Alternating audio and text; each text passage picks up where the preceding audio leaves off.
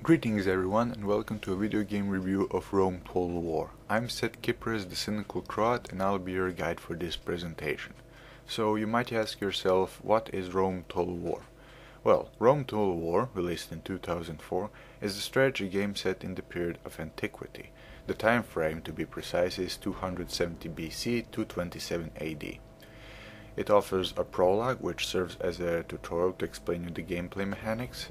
It offers historical battles, which offer a challenge, and it has the grand campaign, in which you have many options to tinker it, so you can determine the length of the campaign. A short campaign will require that you conquer 15 to 20 provinces and eliminate a faction. This is determined by the faction you have chosen, so for example, the Julii family of the Roman faction will have to take 15 provinces and eliminate the Gauls. A long campaign will require you to conquer 50 provinces and take the city of Rome. You can also set it to be arcade, which means that it removes such things such as stamina and limited ammo for units. You can determine the difficulty of the game for battles and the campaign map, and of course you can select a variety of factions, each with a unique army roster and different starting position. The gameplay of the video game is divided into two parts, the grand campaign and the tactical battles. So let's start with the grand campaign. On the grand campaign you can manage cities, armies, fleets and agents. You can manage cities in such a way to improve public order by building theaters and temples. You can improve it economically to give you more denaries, which means that you will build roads, traders and mines, or you can build military structures in order to gain access to new and better units. Armies can be used to garrison a city, attack other armies and besiege other cities in order to conquer them. Once you conquer a city, you will have the option to enslave them, exterminate them and occupy them. Occupy means that you take the city with no casualties to the population, but you will have to take more time to establish a stable public order there. Exterminating kills 75% of the population, it puts public order to a high level, and you also get some loot. Enslavement means that you send some of the population as slaves to other parts of your faction's kingdom or empire, in which they improve other cities economically. The fleets can be used to fight other fleets and to transport your armies around. When a fleet engages another fleet, it will be auto-resolved, which means that the computer takes in consideration what ships you brought to the battle and how skilled is your admiral. You also have agents that you can use to move your agenda forward. You have spies, diplomats and assassins. Spy is used to infiltrate cities and armies, and if he manages to infiltrate, he will give you information on what is the army garrison in a city, or who is leading an army and what units are present by that general whom they are leading. Diplomats are used to make negotiations such as trade agreements, ceasefire, alliances and so forth. Assassins are used to assassinate other agents, including other assassins, plus generals. The chances of a spy successfully executing an infiltration or an assassin executing another character depends on their skill and the character they're trying to commit their action. So for example, if an assassin is trying to kill a high-ranking general that is paranoid and he's surrounded by a large army, the chances are that he probably won't manage to do that. Now let's talk about the general and what he does on the battlefield and in cities. Generals are usually your family members and they have traits and retinues. Traits are personal characteristics and retinues are objects or persons that are following that person. You can have a maximum of 8 retinues. Now both retinues and traits can be good, bad or a mixture of both. And this provides with an interesting gameplay when you have a general that is an excellent governor, but he's a coward and he's inexperienced in military leading. On the other hand, you might have a madman who scares the hell out of the enemy, so he's probably best to be used on the battlefield rather in a city. The retinues can be exchanged between generals, so for example, if you have a bodyguard in one general and you wish to transfer to another to improve his security against assassins, you can do that. But you can only do that between generals. Agents can do the same, they also have retinues and characteristics, I mean traits, and they can also change their retinues, but only between appropriate agents. So a spy cannot exchange with an assassin, and so forth. The general has 3 skills: command, influence, and management. Command determines how well he can lead troops into battle, influence determines the public order he establishes in a city, and management determines how much more denarii he can take from the city by managing it properly via administration.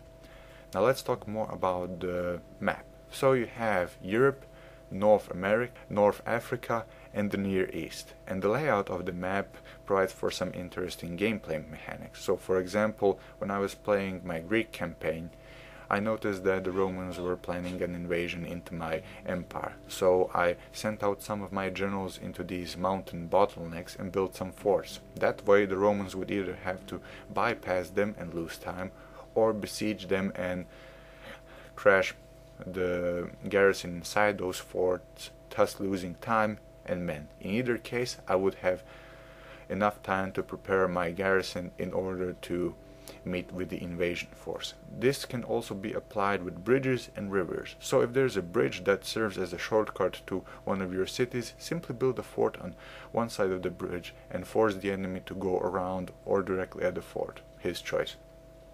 When you start a battle, unlike fleets who auto-resolve battles, when you start a land battle, you'll have 3 options.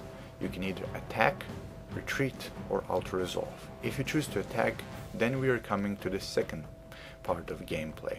These are the meat and potatoes, the heart and soul of Total War games. So what units you have brought versus what the enemy has brought. So if you're a Roman and you have 300 legionnaires with 50 archers and 50 cavalrymen versus a Gaul army that has 400 warriors, 100 archers and 200 cavalrymen, and you're fighting near a river with a lot of trees, then that will be reflected upon the battle map. There will be a deployment phase in which you set up troops, formations and behavior of the units. And then the battle starts. There are many factors that you need to take into consideration when you're leading a battle. You need to take into consideration the type of units, the morale, the stamina of units, whether or not the general is alive, dead, or if he has fled, the casualties sustained in units of men, flanking maneuvers, scary units such as elephants or dogs that lower the morale of other units, other tactical maneuvers and equipment that the soldiers have. This is where the unique army roster comes into play. So a Roman army is different from a Parthian army in such a way that the Romans have excellent legionary infantry with good auxiliary support infantry, but they lack in cavalry. Their cavalry is not very strong. Basically that means that they have excellent swordsmen with some supporting troops that can do their bidding where they cannot. For example, against cavalry, or the archers can shoot some units that are constantly running away from the legionaries. The Parthians, on the other hand, are a different story. They have excellent cavalry, heavy cataphracts that have a powerful charge, are very well armored, horse archers that can fire long ranges and be fast and nimble, and war elephants that can also be utilized. But their infantry is lackluster and weak, nothing good for a frontal charge. When I was playing as the Greeks, they had many types of hoplites available to them. Basic hoplites, armored hoplites, Spartan hoplites, along with some decent missile support, which includes archers and heavy peltists, which can engage with javelins and then move in close to assist with melee. But their cavalry was lackluster, only light, so my Greek cavalry would have to be used in such a way that they would engage already weakened units, for example a depleted unit of swordsmen, or attacking units that are weak to cavalry, such as other peltasts, javelineers, or even the crew of artillery. The tactical gameplay is dictated by morale and other circumstances, so if you're fighting in the woods against a cavalry unit, you will probably win, because cavalry doesn't do well in woods. However, if you're trying to assault the top of a hill while being shot with fire arrows, your units might not even get to the top of the hill, because they will rout. Yes, units will rout. And even the best units, such as Spartan hoplites and urban cohorts, will run if the circumstances aren't in their favor. For example, you lost 80% of your army. Even they will feel a bit discouraged by that, especially when they're surrounded by many units. So flanking maneuvers and rear charges are important for the gameplay. With all that said, let's take a look at the graphics and sound. The graphics have aged relatively well in my opinion, considering the scale the game offers. However, I have to admit that compared to the contemporary titles of the time, like Armies of Exego, it is a bit lackluster. The models are basic, the trees and rivers are nothing impressive, and the terrain is, well, it's terrain. What else can you say? Now let's talk about the sound. The sound is top-notch in this game. The clash of blades and spears sound well and almost authentic. Firing arrows, cavalry chargers feel powerful. All in all, it makes you quite immersed into battles, even on the Grand Campaign map, when you're selecting buildings, constructing them, or destroying them. When you send an army on the map to go somewhere, you can hear how they walk. When you send a fleet to go somewhere, you can hear the bell, the wind, and the sails. Let's talk about the music. Actually, no, let's not talk about the music. I'm just going to let a few clips of music here, and then I'll explain why it is so good.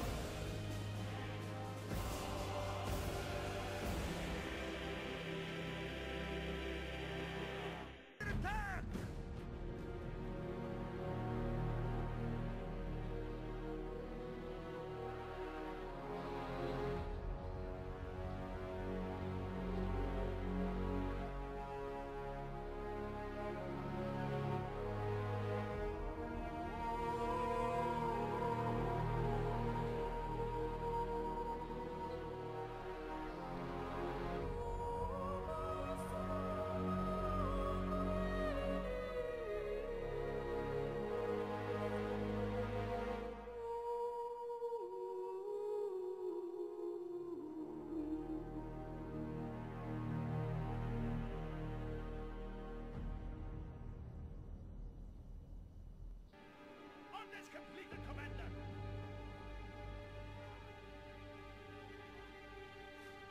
Units!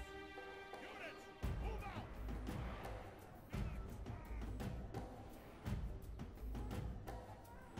Infantry! March! Numidian legionnaires! Move out! Infantry! Infantry! March! Elephants!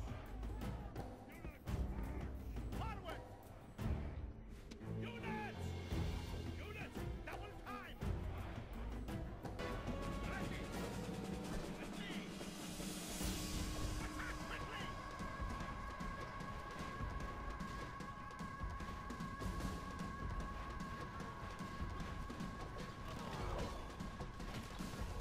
They're attacking us!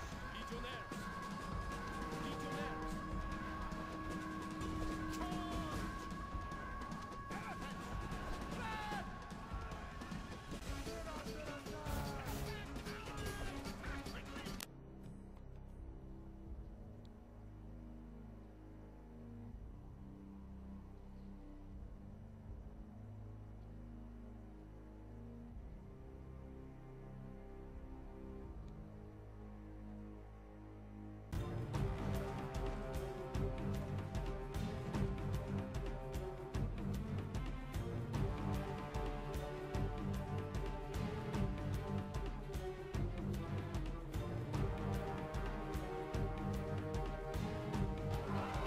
By the gods, your foolish general has got himself killed!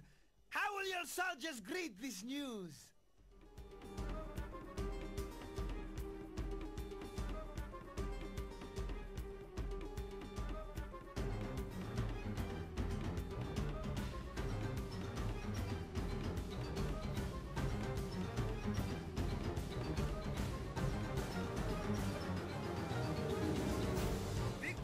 belongs to your enemies.